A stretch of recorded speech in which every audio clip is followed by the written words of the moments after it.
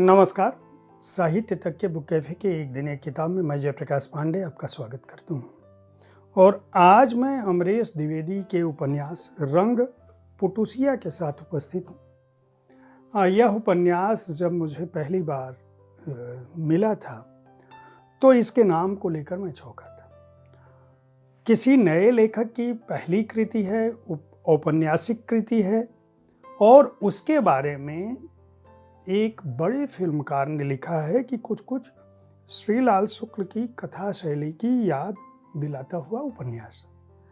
मेरे दिमाग में आया कि सामान्य तौर पर फिल्मकार अगर जाने पहचाने हों तो किसी न किसी का प्रमोशन किसी न किसी बात पर कर देते हैं।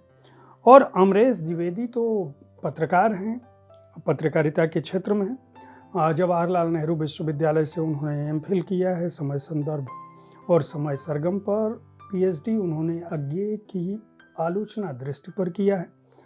20 सालों से पत्रकारिता जगत में हैं और बीबीसी जैसे संस्थान से 13 वर्षों से जुड़े हैं, तो स्वाभाविक है कि उनकी किसी कृति पर कोई फिल्मकार लिख दे जो उनके साथ पढ़ा हो। लेकिन जब मैं इस उपन्यास को पढ़ना शुरू किया तो मुझे लगा कि यह उपन्यास यह कहना कि यह श्रीलाल शुक्ल की कथा शैली की याद दिलाता है, शायद अमरेश द्विवेदी को कमतर करना तो नहीं है, लेकिन उनके अपने श्रम, उनकी अपनी जो क्षमता है, उनकी जो लेखकीय शिल्प है, उनका जो कौशल है और जो उनकी दृष्टि है बारीक अपने विषय पर, उसको कहीं ना कहीं प्रभावित करना है। जिस उम्र में अमरेश द्विवेदी हैं, उस उम्र में उन्होंने जिस तरह की कृति हिंदी साहित्य को सौंपी है, अपनी पहली ही पुस्तक से, पहले ही उपन्यास से, वो भारतीय हिंदी साहित्य जगत में स्थापित करने में सफल हो सकेंगे, बशर्ते यह किताब, यह उपन्यास आम लोगों तक पहुंचे। एक बड़े ही सामान्य पृष्ठभूमि से उन्होंने इस उपन्यास को शुरू किया है, लेकिन आप पहला पन्ना खोलते ही इस उपन्यास की लेखकीय कौशल, यानी जिस वातावरण, जिस कस्बे, जिस स्थान का जिक्र किया है और उस स्थान में जिस तरह की जीवंतता है, उसका जो वर्णन किया है अमरेश द्विवेदी ने, वो अपने आत्म में अद्भुत है। और पहली पंक्ति से वह जो लेकर चलते हैं वह आखिरी पन्ने तक व्याप्त है। झरियातू बस स्टैंड पर एक बस खड़ी होती है, उस बस आखिरी जाने वाली होती है। किसी भी उत्तर प्रदेश और बिहार या मध्य प्रदेश, राजस्थान, हिंदी भाषी प्रदेश में किसी भी गांवी इलाके को जोड़ने वाला जो बड़ा शहर है, वहाँ लगभग एक ही जैसा माहौल होता है। आखिरी बस की सवारियाँ होती हैं, सारी हड़बड़ी में होते हैं। बस वाले को ये होता है कि वह किसी तरह से ज़्यादा सवारियाँ भर ले। ज़्यादा से ज़्यादा जो व्यापारी होते हैं छोटे कस्बों के, वो सोचते हैं कि हमारा सारा का सारा सामान बस पे लद के चला जाए, बस पे जगह नहीं होती है, और वहाँ से सामान लाद के चला जाए। उसी बस में किशोर बच्चे बैठे हैं, किशोर क्या, बच्चे हैं, छोटे बच्चे हैं, 6, 7, 8 साल की उम्र के बच्चे, एक लड़का और एक लड़की।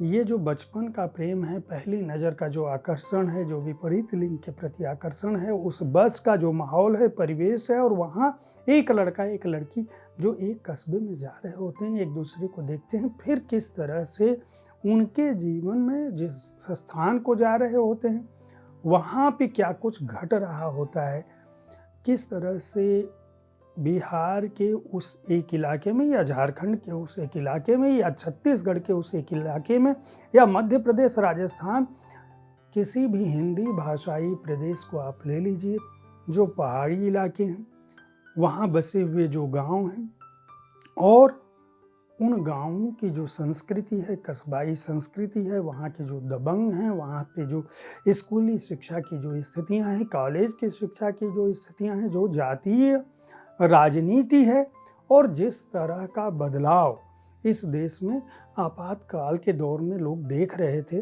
अमरेश मुझे लगता है कि अपने बचपन को जीवंत कर रहे होते हैं इस उपन्यास में। इस उपन्यास में प्रेम है, इस उपन्यास में सियासत है, इस उपन्यास में हमारा ग्रामीण समाज है, इस उपन्यास में उसकी जीवंतता है, इस उपन्यास में गुंडागर्दी है, इस उपन्यास में वह ईमानदारी भी है, वह अपने नेताओं और अपने आदर्शों के प्रति वह प्रतिबद्धता है, चाहे वह संपूर्ण क्रांति का दौर रहा हो, चाहे वह कांग्रेस के खिलाफ का दौर रहा हो या कांग्रेस के पक्ष का दौर रहा हो। समूचा 1-1.5 दशक, 2 दशक इस उपन्यास में जिंदा है। जो किशोर, जो बचपन में जो लोग एक दूसरे से मिले थे, वो किस तरह से बड़े होते हैं, किस तरह से उनको मिलने के बहाने उनके जीवन में व्यतिक्रम आता है, किस तरह से वह प्रेम टूटता है। उस लड़की के माता पिता अचानक उस लड़की को भेज देते हैं बड़े शहर पढ़ने के लिए। वह लड़का किस तरह से प्रेम में, जो बचपन का प्रेम था, वह किशोर अवस्था में किस तरह से टूटता है। फिर उस लड़की की चिट्ठी कैसे मिलती है और वह लड़की कहती है कि तुम सिविल सर्वेंट बन जाओ। आज आप लोग 12वीं फेल की बात करते हैं।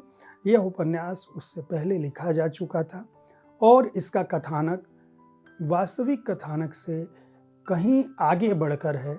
विषय के हिसाब से, भाषा के हिसाब से, शिल्प के हिसाब से, प्रस्तुति के हिसाब से, ज्ञान के हिसाब से, मनोरंजन के हिसाब से यह एक ऐसी कृति है जो हिंदी साहित्य में रुचि रखने वाले हर युवा को, हर किशोर को, हर स्कूल और कॉलेज जाने वाले को पढ़नी चाहिए। खासकर अगर आप हिंदी भाषी हैं तो आप एक बेहतरीन उपन्यास अगर हाल के दिनों का पढ़ना चाहते हैं, पिछले कई वर्षों में इस तरह की कृतियाँ बहुत कम आती हैं जिनकी इस तरह से प्रशंसा की जाए। जितनी भी प्रशंसा की जाए अमरेश द्विवेदी की कम है। इस उपन्यास को मैं पढ़ने की संस्तुति करता हूँ और मेरा दावा है इस उपन्यास को खरीद कर पढ़ने के बाद अगर आप इससे निराश होते हैं तो आप जो चाहें मैं उसकी भरपाई करने के लिए भी तैयार हूँ। उम्मीद है साहित्य तक का यह एपिसोड पसंद आया होगा। इससे पहले मैं यह बता दूं कि इस उपन्यास को वाणी प्रकाशन ने प्रकाशित किया है। मूल्य 399 रुपये है और पृष्ठ संख्या है 302।